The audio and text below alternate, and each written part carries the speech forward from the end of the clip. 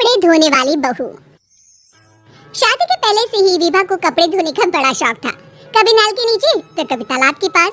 अरे मेरी नीली वाली लुंगी नहीं दिख रही है। विभा की अम्मा कहाँ रखी है लुंगी? अरे वो तो विभा ने परसों ही धोकर रखी थी आपकी अलमारी में, देखो वहीं होगी। वो ना मैंने आज धो दी, मुझे लगा कि गंदी हो गई होगी। अरे कैसे गंदी हो गई थी? उसे तो मैंने पहना भी नहीं। हे भगवान, इस लड़की के कपड़े धोने की आदत से परेशान हो गया हूँ मैं।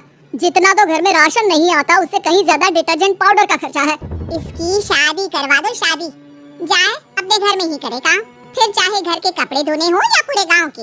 हाँ ठीक बोल रही हूँ, देखता हूँ मैं कोई लड़का। वो दिन भी आ जाता है जब विभा को देखने लड़के वाले आ जाते हैं। लड़की मुझे अच्छी लगी। होने वाली सास कहती है, बेटी अगर कुछ पूछना है तो पूछ लो। वैसे तो हमारी लड़की बहुत ही शर्मीली है, जो बोल दो वो मान लेती है, इसे क्या पूछना होगा। अरे कैसी बात कर रही हो माँ, मुझे इन लोगों के घर रहना है, सवाल तो कई है। हाँ हाँ बेटा पूछ लो ना, क्या पूछना है। आप लोगों के घर कपड़े कौन धोता है? सास का मुंह बन जाता है। देखो अगर तुम ये कहना चाहती हो कि तुम्हें कपड़े धोने नहीं आते तो सुन लो, कपड़े मैं ही धोती हूँ, लेकिन तुम्हारे आ जाने के बाद मैं रुमाल तक नहीं धोऊंगी। अरे चुप रहना भगवान, बहू बेचारी घर आई नहीं, उसे डराना शुरू कर दिया। वो क्या है ना बिटिया, अभी तक तो ये कल्लू की माँ ही धोती थी, लेकिन अब तुम्हारे पापा तो दहेज में वॉशिंग मशीन देंगे ही। तभी विभा की माँ बोल पड़ती है, सवाल भी पूछा तो क्या, वैसे भाई साहब मशीन की तो फिर भी कपड़े धोने की कैपेसिटी होती है। मतलब जो बिटिया दे रहे हैं ना विभा, इसे कपड़े धोने का बहुत शौक है। ये आप लोगों की क्या आस पड़ोस गांव मोहल्ले सबके कपड़े धो दे और उफ तक ना करे। बाहर देखा नहीं आपने कितने कपड़े सूख रहे हैं? सब हमारी बिटिया ने ही तो धोए हैं। बस भी करो ना माँ, शर्म आ रही इतनी तारीफ सुनकर। और तो एक दाग निकाल कर दिखाओ तो मान जाओ। हाँ अच्छा माफ करना बेटा, मैंने गलत समझा, हमें तो रिश्ता बहुत पसंद है।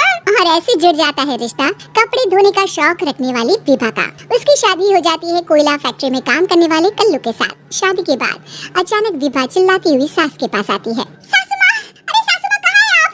ये तो धोखा है, धोखा दिया आप लोगों ने मुझे। इसे ससुर के चक्कर के बारे में पता चल गया। अरे तो उसमें तुझे क्यों धोखा मिला है? अरे नल में पानी नहीं आता, कपड़े कैसे कब धुलेंगे? अच्छा तू पानी नहीं आ रहा उसकी बात कर रही है? तो आपने क्या सोचा? कुछ नहीं। अच्छा तेरी माँ ने कहा था कि कपड़े धोने का शौक है तुझे, याद आया मुझे।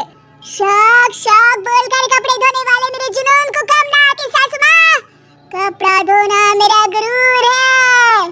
तभी पति भी वहाँ आ जाता है। अभी मैंने इसे सनी देओल की फिल्म दिखाई है, उसी के डायलॉग मार रही है माँ। अच्छा सुन, साफ बता रही हूँ, पानी सुबह 4 से 6 और शाम को 10 से 12 आता है, समझी? विभा टाइमिंग सुनकर हैरान हो जाती है।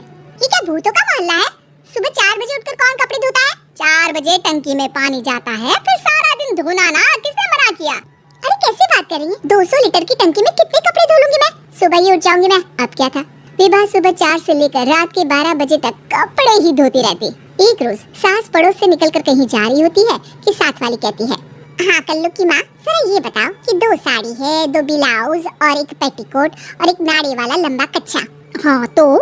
अरे तो क्या कितना लोगी धुलाई, ये बताओ। धोबन दिख रहे हैं हम क्या? हमारे पति सरकारी नौकरी से अभी रिटायर हुए हैं और बेटा सुपरवाइजर है कोयला फैक्ट्री में।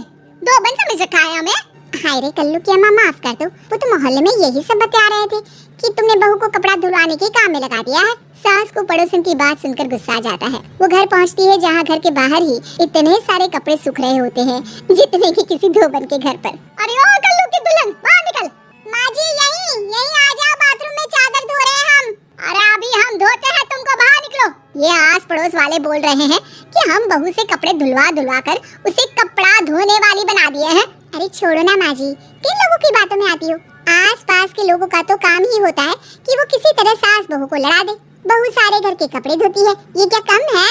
बोलिए।